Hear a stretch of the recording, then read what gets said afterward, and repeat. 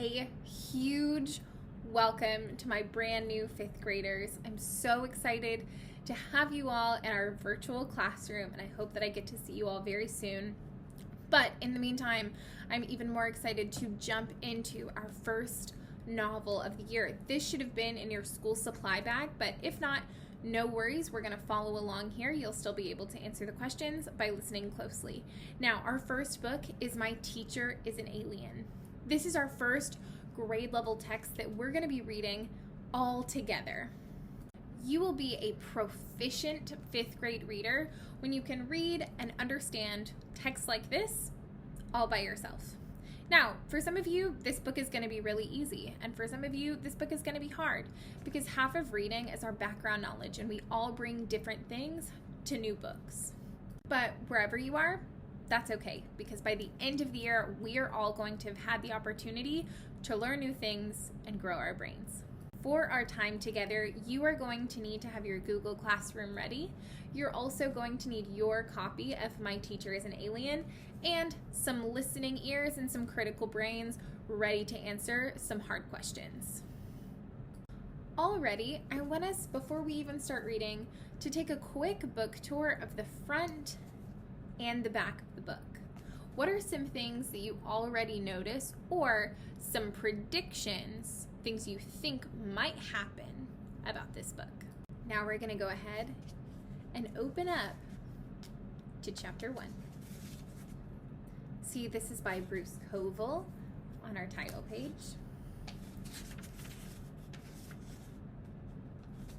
We're going to pass by our table of contents for chapter 1, missing one 6th grade teacher.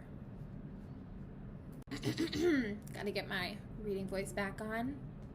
"Hey, geekoid," yelled Duncan Dougal as he snatched Peter Thompson's book out of his hand. "Why do you read so much? Don't you know how to watch TV?" Poor Peter. I could see that he wanted to grab the book back from Duncan, but I also know that if he tried, Duncan would cream him. Sometimes I wonder if Duncan's mother dropped him on his head when he was a baby. I mean, something must have made him decide to spend his life making other people miserable. Otherwise, why would he spend so much of his time picking on a kid like Peter Thompson? Peter never bothers anyone. Heck, the only thing he really wants is to be left alone so he can read whatever book he has his nose stuck in at the moment. That doesn't seem like too much to ask to me. But Duncan takes Peter's reading as a personal insult. So here it was, the first day back from spring vacation. We hadn't even gone into the school yet, and I could tell by the look on Duncan Dougal's face that the spring fight season was about to begin.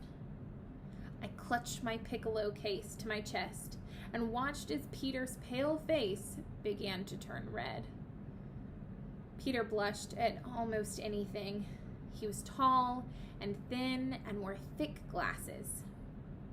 He was the smartest person I had ever met, grown-ups included. The problem was, it was all book smarts.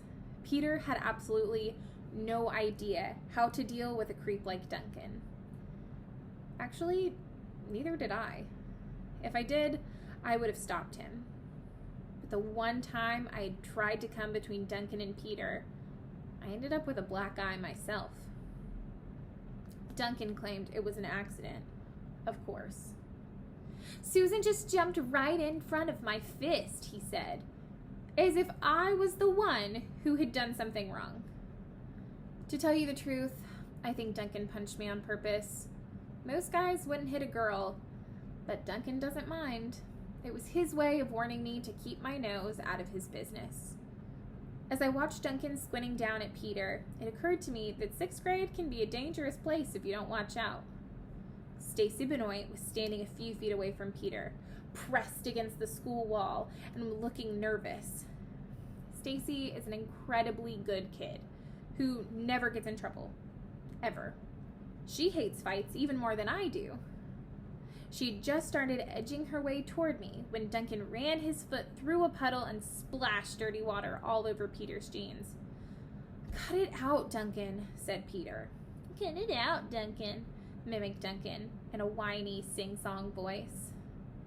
Anyone who knew Duncan could see he was gearing up for a fight.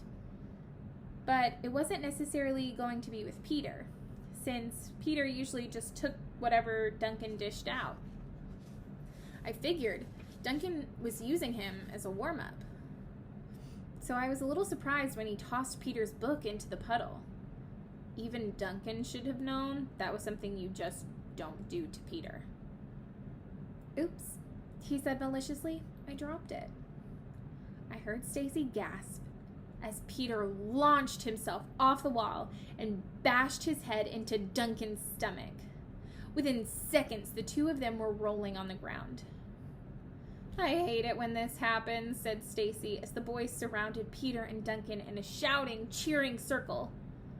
The fight hadn't gone on for more than 10 seconds when a tall, blonde man came pushing through the crowd.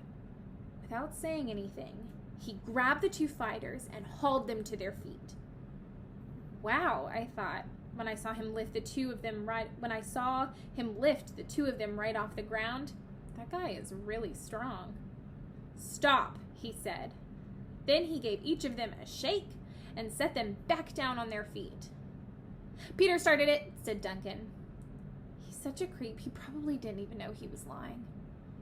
Peter wiped the back of his hand across his mouth. I did not, he said sullenly. I could see that his hand was trembling. No more, said the man, as if he really didn't care who started it. Do you understand? Yes, sir, mumbled Peter. I wanted to shake him. He made it sound as if the whole thing had been his fault. Do you understand? Said the tall man again, looking directly at Duncan. Sure, said Duncan. I got it. Good, said the tall man. Then he turned on his heel and marched back into the school. Duncan made a face at the man's back, then wandered off to find someone else to pick on. Who was that? Asked Peter as I handed him his soggy book. Who knows? I never saw him before. He's probably a new sub. Come on, let's go inside. Peter and I were usually the first ones into the school, but not by much. Our whole class went in early. That's because our teacher, Miss Marie Schwartz, was so totally great. The thing I liked best about having her was that she was the only teacher in Kinnatuck Falls Elementary who always did a play with her class. I've always wanted to be an actress when I grow up. But until 6th grade, I had never had a chance to find out what it was like to be on stage. The play would be our last major project. And we had planned to start the rehearsals right after spring vacation. Unfortunately, when we got into our room, Miss Schwartz was nowhere to be seen.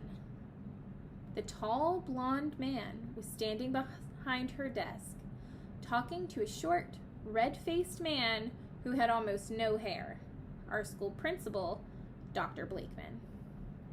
Where was Miss Schwartz? Peter and I went to our desk. I wasn't happy. I had a bad feeling about this whole thing.